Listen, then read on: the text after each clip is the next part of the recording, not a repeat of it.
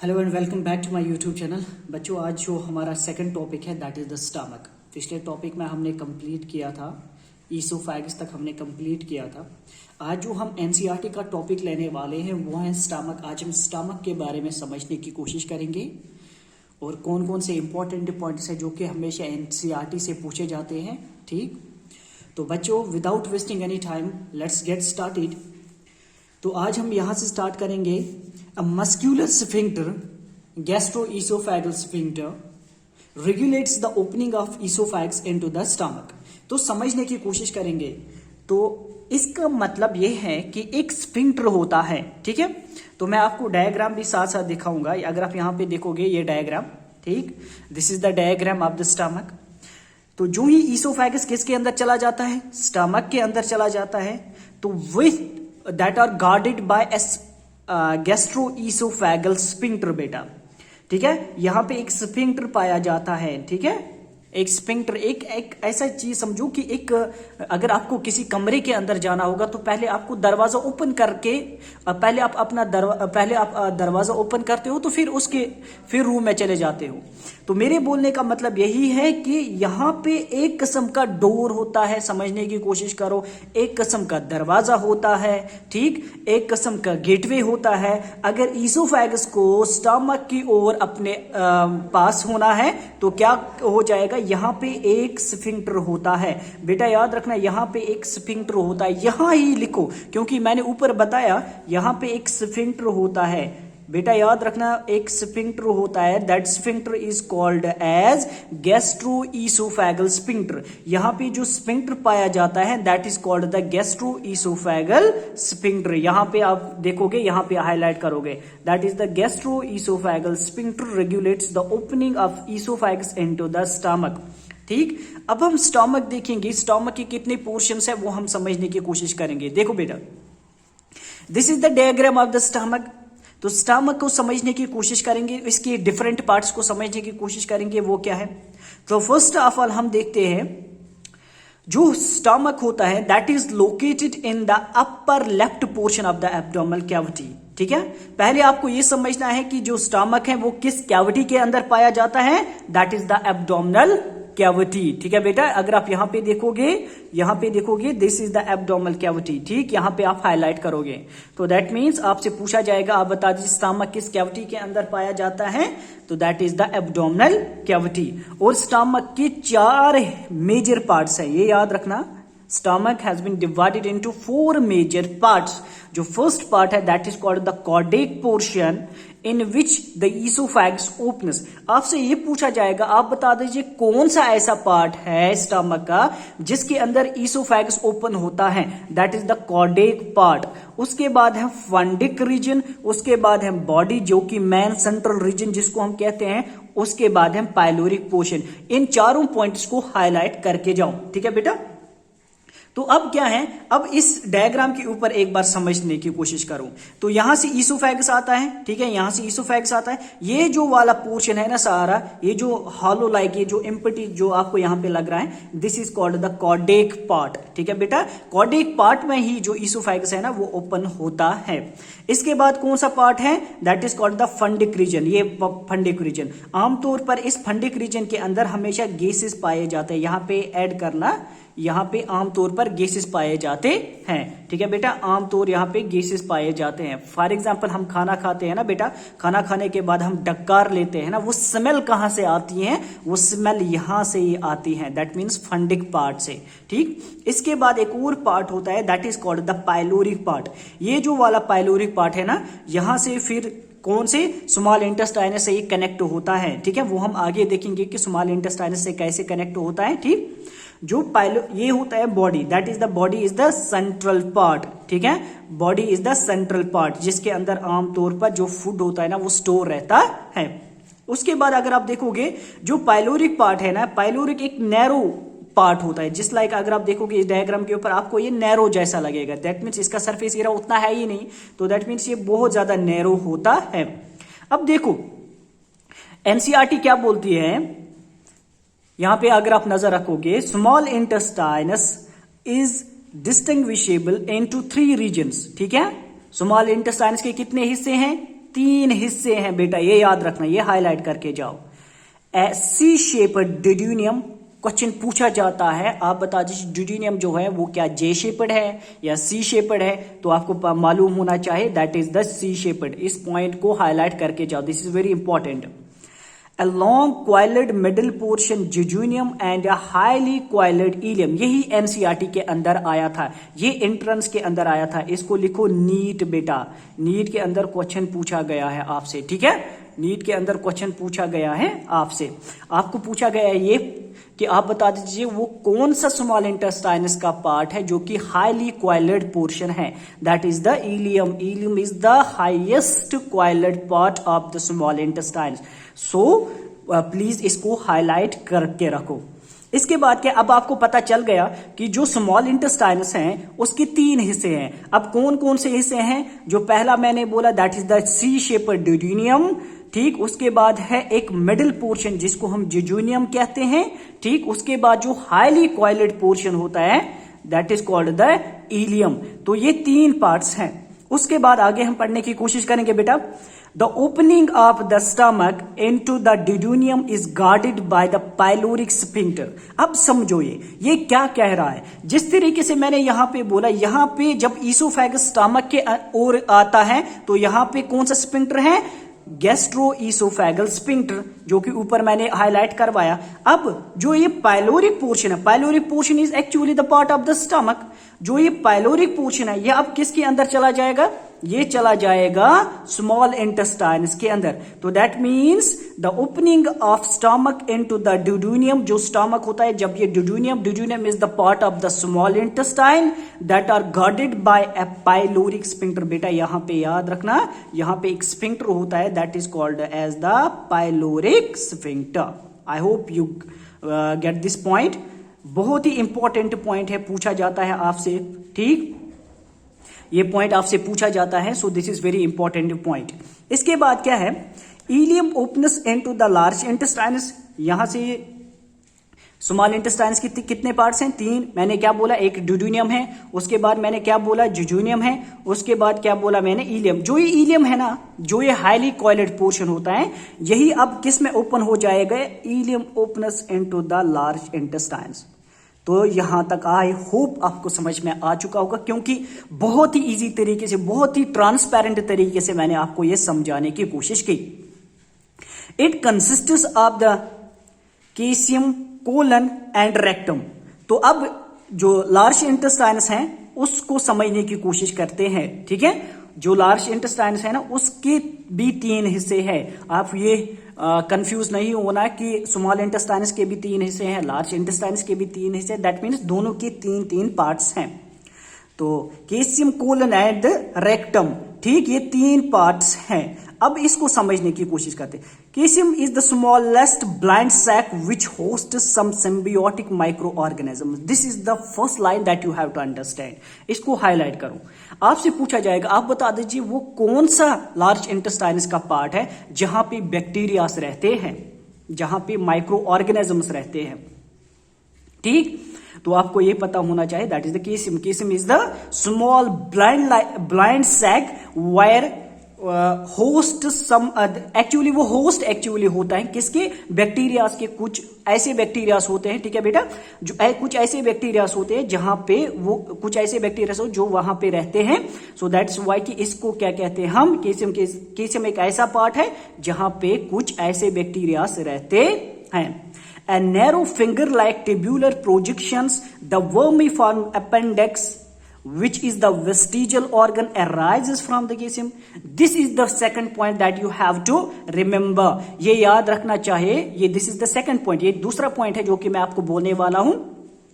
अब आपसे ये पूछा जाएगा, आप बता दीजिए वो कौन सा लार्ज इंटेस्टाइन का पार्ट है जो जहां से वर्मीफॉर्म अपेंडिक्स उठता है, ठीक है बेटा, जहां से वर्मीफॉर्म अपेंडिक्स उठता है, जो कि एक वेस्टिजियल ऑर्गन है। अब ये वेस्टिजियल ऑर्गन क्या है, ठीक है, अब ये वेस्टिजियल ऑर्गन क्या है, वेस्टिजियल ऑर्गन उन ऑर्गन्स को कहते हैं जो हमारी बॉडी में तो होते हैं बट दे आर फंक्शनलेस, क्या होते हैं बेटा, बहुत सारे ऐसे ऑर्गन्स हैं जिस तरीके से उनमें से आता है वर्मीफॉर्म अपेंडिक्स। तो वर्मीफॉर्म अपेंडिक्स अब क्या है, ये एक ऐसा वेस्टिजल ऑर्गन होता है जो कि हमारी बॉडी के अंदर होता है लेकिन इसकी कोई फंक्शन नहीं होती है। तो दैट मीन्स अगर इसको कभी कभार इन्फेक्शन होता है ना बेटा, that disease is called as the appendicitis. ठीक है बेटा, उसको क्या बोलते हैं हम, अपेंडिसाइटिस। फिर हम इसको सर्जरी के जरिए से रिमूव कर सकते हैं।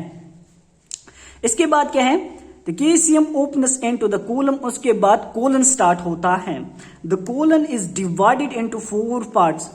जो कोलन होता है ना उसके खुद के 4 हिस्से होते हैं। N ascending colon, transverse colon, descending colon and sigmoid colon. कितने हिस्से हैं, 4 पार्ट्स हैं कोलन के। पहला असेंडिंग, उसके बाद ट्रांसवर्स, उसके बाद डिसेंडिंग, उसके बाद सिग्मोइड कोलन। बेटा मैं बहुत ही अच्छी तरीके से आपको समझाने की कोशिश कर रहा हूं, ठीक है, ताकि आपको कंफ्यूजन ना हो कहीं पे भी। आपको मैं बहुत ही ट्रांसपेरेंट तरीके से आपको समझाने की कोशिश करूं। प्लीज जितना हो सके ना अंडरस्टैंड करने की कोशिश करो, क्योंकि एग्जाम के लिए ना डेट भी निकल चुका है। ठीक है बेटा, डेट भी निकल चुका है, तो प्लीज समझने की कोशिश करो। The descending part opens into the rectum which opens out through the uns। उसके बाद जो डिसेंडिंग कोलन होता है ना बेटा, वो सीधे रेक्टम की ओर चला जाता है जहां से फिर अनस स्टार्ट होता है। ठीक है बेटा, आई होप यहां पे समझ में आ चुका होगा। अब हम देखते हैं बेटा, फॉर एग्जाम्पल अब हम देखते हैं एक topic that is called the histology of gut. उसका मतलब क्या होता है, अगर मैं किसी भी, चाहे मैं स्मॉल इंटेस्टाइन्स का पार्ट ले लूं, चाहे मैं लार्ज इंटेस्टाइन्स का पार्ट ले लूं, चाहे मैं स्टमक का पार्ट ले लूं, चाहे मैं ईसोफेगस का पार्ट लूं, पूरे एलिमेंट्री ट्रैक का कहीं पे भी ठीक कट कर दूं, एक डाइसेक्ट करूंगा एक पार्ट, ठीक है, उसको मैं जब माइक्रोस्कोप के नीचे लेकर जाता हूं उसको रिवील करने के लिए, उसको समझने के लिए, तो मुझे क्या दिखाई देता है, देखो वही ये बोल रहा है, the walls of alimentary canal forms oesophagus to rectum possesses 4 layers. तो जब मैं माइक्रोस्कोप के नीचे देखता हूं तो मुझे दिखाई देते हैं कि वो 4 लेयर्स का बना हुआ होता है।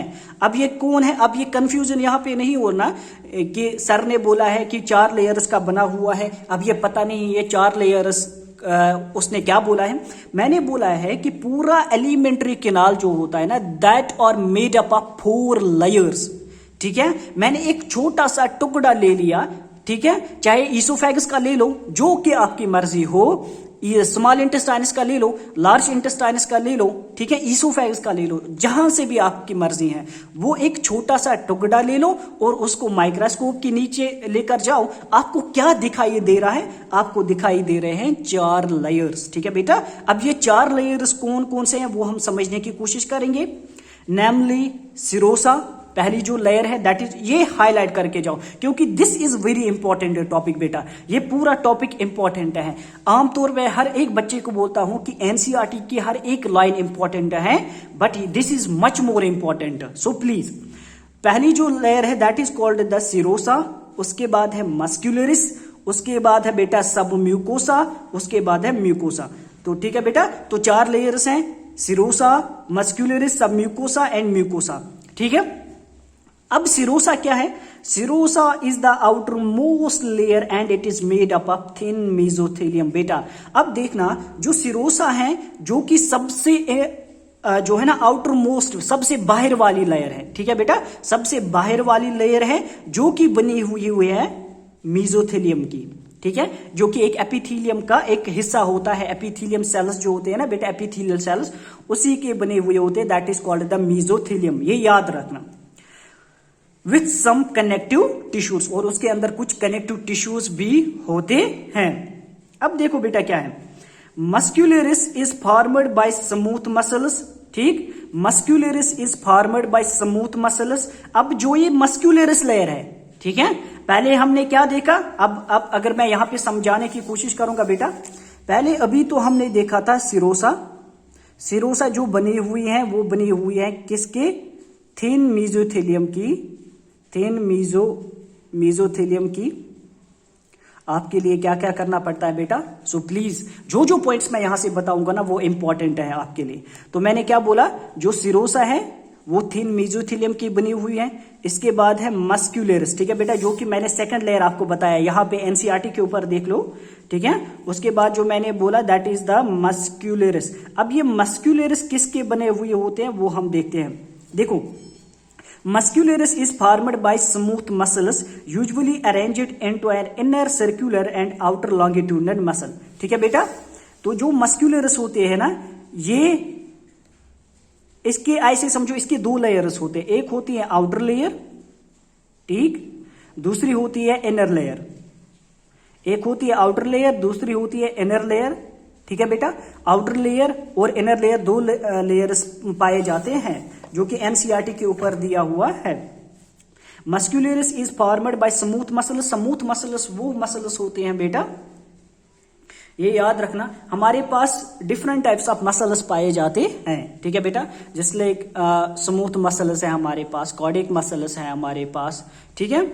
और बहुत सारी मसल्स हमारे बॉडी के अंदर पाए जाते हैं, वो हम आगे आके देखेंगे जब हम एनिमल टिश्यू पढ़ेंगे ना, एनिमल टिश्यूज के अंदर मैं आपको बोलूंगा।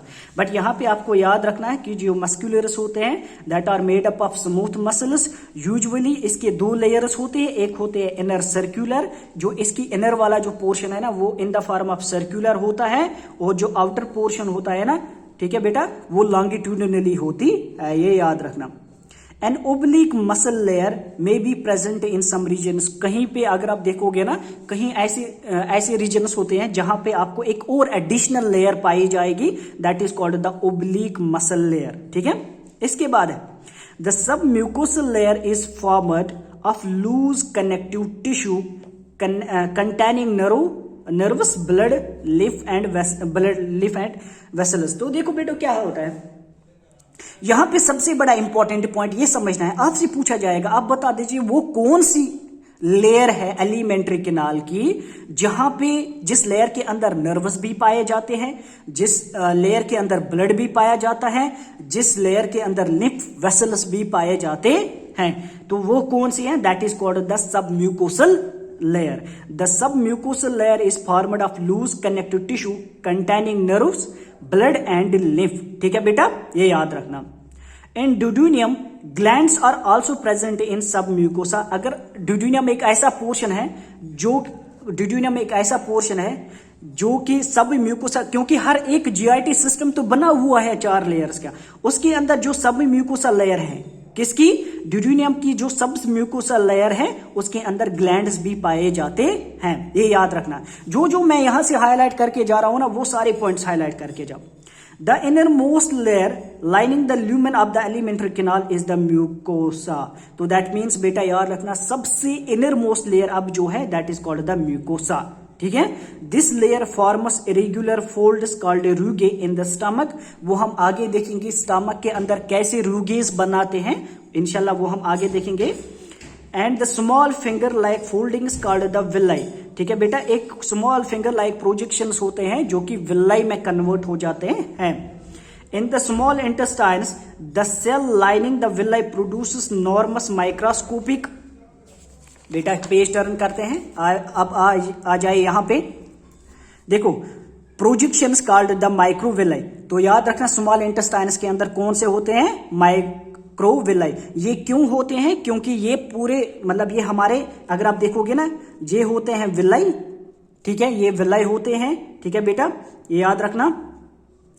इसी के अंदर अगर आप देखोगे ना माइक्रोविलाई स्मॉल इंटेस्टाइनस की इसी तरीके से माइक्रोविलाई भी पाए जाती, ताकि ये स्मॉल इंटेस्टाइनस का जो है ना बेटा उसका जो सरफेस एरिया है ना वो बढ़ा सके, ताकि जो एब्जॉर्प्शन जो है ना एब्जॉर्प्शन ऑफ मैनी न्यूट्रिएंट्स वो ज्यादा से ज्यादा हो। इसीलिए माइक्रोविलाई इसीलिए होते हैं, इनकी फंक्शन यही होती है ताकि ये पूरे इंटेस्टाइनस के अंदर जो है ना सरफेस एरिया उनको बढ़ा सके, ठीक, ताकि ज्यादा से ज्यादा जो है ना रीअब्जॉर्बेशन हो सके किसकी, न्यूट्रिएंट्स की, ठीक। इसके बाद क्या है, villi are supplied with the network of capillaries and a large lymph nodes called the lacteals। तो बेटा this is very important point जो कि नीट के अंदर आया है, जो कि मैंने यहाँ पे हाईलाइट खुद किया है कि ये नीट के अंदर आया है, तो इसीलिए मैं आपको बोल रहा हूं कि जो विल्लाई होते हैं ना, विल्लाई के अंदर जो होता है ना, बहुत सारे लिम्फ नोड्स पाए जाते हैं और जो कैपिलरीज होते हैं ना बेटा, बहुत सारे कैपिलरीज, बहुत सारे लिम्फ नोड्स पाए जाते हैं, तो इसी को कहते हैं हम लैक्टेल्स। सो बेटा ये याद रखना, mucosal epithelium has goblet cells, ठीक है बेटा। जो म्यूकोसल, इसके अंदर जो म्यूकोसल एपिथेलियम होता है उसके अंदर जो होते हैं ना बेटा, जो म्यूकोसा होता है, अगर आप यहां पे देखोगे जो म्यूकोसा होता है उसके अंदर क्या है, उसके अंदर गोबलेट सेल्स होते हैं, ठीक है बेटा। इसके अंदर म्यूकोसा के अंदर जो है ना सेल्स होते हैं, that are called the goblet cells. और जो ये गोबलेट सेल्स होते हैं ना, ये स्क्रीट करते हैं म्यूक्स। ये भी मैं पढ़ाऊंगा आपको आगे, अभी हमें बहुत सारे सिस्टम्स इसके अंदर पढ़ने हैं। हर एक एक सेल मैं आपको अच्छी तरीके से एक्सप्लेन करूंगा ताकि एंट्रेंस के अंदर कोई भी आपका क्वेश्चन छूट ना जाएगा। मैं गारंटी देता हूं बेटा, अगर आप मेरे साथ पूरी जर्नी जो है नीट की, जो ये भी जितने भी टॉपिक्स है ना, अच्छी तरीके से समझने की कोशिश करोगे, मैं गारंटी से दावे के साथ कह सकता हूं कोई भी पॉइंट आपका नहीं छूटेगा, ये मैं लिख के देता हूं। इसके बाद क्या है बेटा, mucosa also forms gland in the stomach, जिसको हम गैस्ट्रिक ग्लैंड्स कहते हैं। जो म्यूकोसा होता है इसके अंदर जो होता है ना, स्टमक के अंदर अगर आप देखोगे उसके अंदर गैस्ट्रिक ग्लैंड्स पाए जाते हैं। And crypts in between the basis of the villi in the intestines, ये हम सभी पढ़ेंगे। क्रिप्टस ऑफ लैम्बरकॉन जो होता है बेटा, ये सभी हम पढ़ेंगे। तो इससे क्या होता है बेटा, इससे आपका जो पूरा जो एलिमेंट्री किनाल है ना बेटा, वो सब कुछ आज सेकंड टॉपिक में हमने कंप्लीट किया। तो इंशाल्लाह कल से हम क्या काम करेंगे, डाइजेस्टिव ग्लैंड्स जो हमारा थर्ड टॉपिक है एनसीईआरटी का, कल से हम ये स्टार्ट करेंगे। तो बेटा आई होप आपको ये पूरा जो है ना टॉपिक समझ में आ चुका होगा। प्लीज मुझे सपोर्ट कीजिए, ठीक है। Thank you very much.